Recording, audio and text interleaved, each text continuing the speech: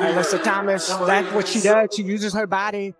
I will be out Sunday, but I'm feeling a lot better, excited to get back into practice today, and then feeling really, really positive about getting back into one of the games at the back-to-back. Obviously, difficult coming back in a back-to-back. If the NBA is going to review calls, you're saying the WNBA can review calls and act retroactively. There are moments when the loudest voice in sports media stops holding back and says exactly what needs to be said. On June 24th, 2026, during an Indiana Fever versus Phoenix Mercury game, something happened in the second quarter that sparked major controversy. With a loose ball on the floor, Alyssa Thomas drove her closed fist directly into Caitlin Clark's throat while Clark was on the ground and completely defenseless, the ball already long gone. Thomas simply stepped over her. No foul was called. Clark left the game in the third quarter with a back injury and never returned. And Stephen A. Smith had plenty to say about it. It's like a duck and it quacks like a duck and ain't a damn mongoose. I've said that many, many times over the years. There is a flagrant level of resentment that exists when it comes to Caitlin Clark.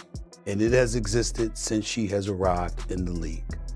She is the cash cow. He acknowledged that Caitlin Clark is no passive victim, but Smith drew the distinction that matters most. Competing fiercely and putting a closed fist into someone's throat are two completely different things, not even remotely close to the same. Smith then invoked a historical parallel that everyone running the WNBA desperately needs to hear. The level of physicality that obviously compromised her availability last season where she missed a few games. There is a palpable resentment towards this girl where you have people who are resenting of her star power and her cachet. And as a result, if they have an opportunity to go at her, they're going to take it. And then came the sentence that is now echoing across every sports platform in America. Don't get in the way of the cash cow. He continued, I believe there's been a failure on the part of some people to appreciate the mantra of a rising tide lifts all boats. Ride this cash cow till the wheels come off. They did it in the NBA with Magic Johnson. They did it ultimately with Michael Jordan. You know, that's how you do this. You find somebody that just galvanizes folks and ingratiates themselves with the public at large in such a way where everywhere they go and whatever they do, everybody wants to watch. Smith then pointed the finger at the entire WNBA ecosystem. He praised Stephanie White for her response while highlighting the glaring failure of the officiating. 2 contact points on a completely defenseless player with an official standing right there on the baseline. And yet there was 0 call, 0 whistle, and 0 consequence in the moment. Clark left the game in the third quarter with a back injury and never came back. Stephanie White stepped up to the podium after the game and said everything that needed to be said. Aware of what happened 2 nights ago? And that still happens? What? Absolutely unacceptable. No, she didn't, dude. Absolutely she just unacceptable. cursed. And the reckless closeout that they actually reviewed, and the foot still comes down on top of the defender's foot that wasn't upgraded? Absolutely disrespectful. The day after the game, the WNBA retroactively upgraded the play to a flagrant 2 foul and handed Alyssa Thomas a 1-game suspension along with a $1,000 fine for recklessly making contact with her fist to the throat area of Indiana Fever guard Caitlin Clark, officially classifying it as a non-basketball act. Thomas served that suspension on Saturday. NBA is putting itself well in the category of the WWE, where you don't really talk about the games, you talk about all the stupid stuff that's surrounded. They're also trying to make Alyssa Thompson a victim for the throat punch heard around the world of Caitlin Clark. Mercury head coach Nate Tibbetts did not accept the decision quietly. In a statement delivered before Thomas served her suspension, he spent nearly 3 minutes defending his player, insisting Thomas was not cheap, calling Stephanie White's comments about cheap shots completely out of line, and claiming the suspension was based on social media screenshots rather than any thorough investigation. He also alleged that the league never once spoke to him, Thomas, or their security team before announcing the punishment. My disappointment with the suspension process by our league and our leaders in the W. This was not a thorough investigation, in my opinion. The people involved were not questioned at all. It's extremely disappointing. No one from the league called AT, our security team, or myself about what we felt like happened in this situation. There is a protocol to be followed. Just coming from the NBA, there's been many investigations that I've heard about that there was calls on both sides. And that was not done in this situation, and that's disappointing. And then on Tuesday, June 30th, Alyssa Thomas spoke publicly for the first time. She called the play a complete accident, saying she had no idea what had actually happened until after the game was over. Thomas also disclosed that she and her teammates had received death threats and racial slurs in the aftermath. She then went directly after WNBA Commissioner Kathy Engelbert. At the end of the day, it's basketball. Basketball is meant to be physical. Like I said, I didn't even know that play happened. If you watch the clip back, no one in the stands, their bench knew that it happened. Thomas called a closed fist to the throat of a defenseless player a complete accident and offered zero accountability for the play itself. She positioned herself as the central victim of a story that began with Clark on the ground, a fist in her throat, and a referee standing right there doing absolutely nothing. Both things can be true at the same time. The WNBA must protect all its players from threats and harassment.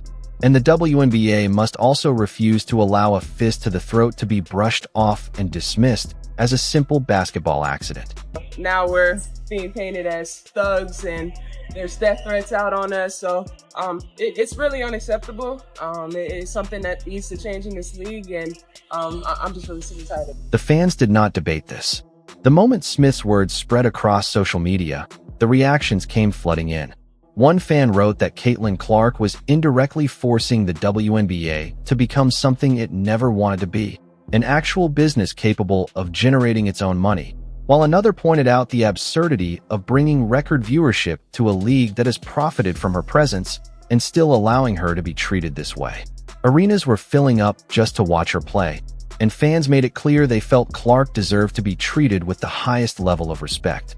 One post warned that an opportunity like this does not come twice, while another fan continued. With there's a lot of rhetoric behind her that she really has no control over, and I think that the way she handles that is just amazing. Like, I think when it comes to the game of basketball, like, she's probably top 5 most famous people that are playing right now, just in general. That includes our league as well. The refereeing is just completely out of control in the WNBA. And if they are not careful, one of their best superstars could end up seriously hurt.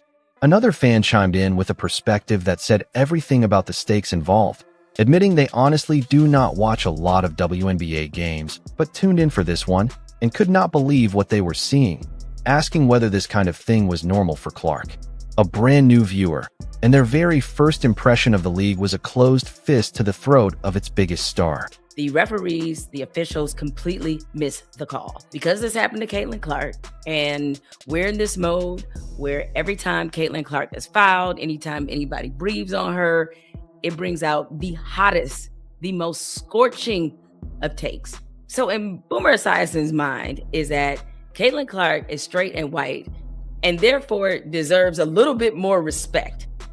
And what he said was racist. Stephen A. Smith was not alone in his outrage, not even close. WNBA legend Lisa Leslie appeared on CBS Sports We Need to Talk and did not mince a single word.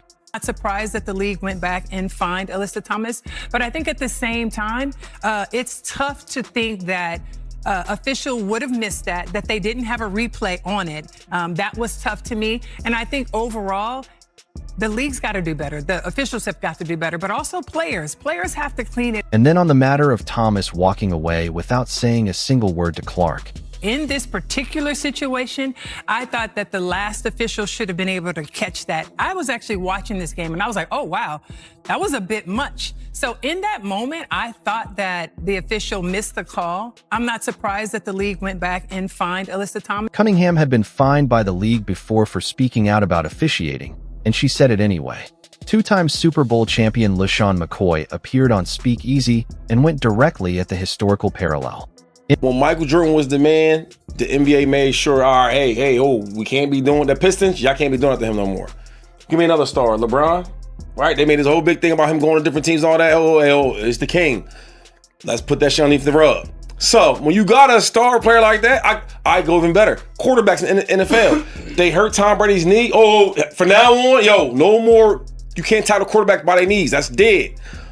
Bro, if you don't take care of the young GOAT, what the hell is going to happen to the WNBA? Outkick's John Rook posted that it was absolutely insane how the WNBA was allowing the most important, influential, and popular player in league history to be treated like garbage, adding that Caitlin Clark deserved far better than what she was receiving. Think about it, y'all. I mean, we're dealing with imperfect people. I mean, and, when you look at it, they don't know the value that she's bringing for all of them. She bringing, they flying private planes now. They went flying private before she came. They on major networks now. They weren't doing that. See, she remind me of Tiger Woods for golf. Yes. He changed the... A player who sells out arenas, drives the biggest television audiences in the league's recent history, and has brought millions of new eyes to a sport that desperately needed them. And on June 24th, 2026, that same player had a fist driven into her throat on national television while a referee stood right there and did absolutely nothing. The league's response was a 1-game suspension and a $1,000 fine. The offending player's coach dismissed it as a decision based on social media screenshots, and the offending player herself called it a complete accident. I do think that there is a thing called pretty privilege. There is a thing called white privilege. There is a thing called tall privilege. And we have to acknowledge that. And so the part of it is about race, because if you think about the Brittany Griners of the world, why did she have to go to play in Russia? They wouldn't pay her. Because they wouldn't pay her. Because they wouldn't pay. Not the question. And we have grown-ass men and women out here doing whatever they can to try to make sure that does not happen.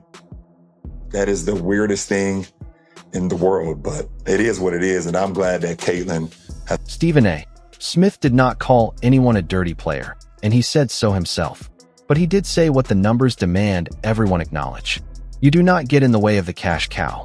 You do not let resentment compromise the player who is carrying your entire league on her back.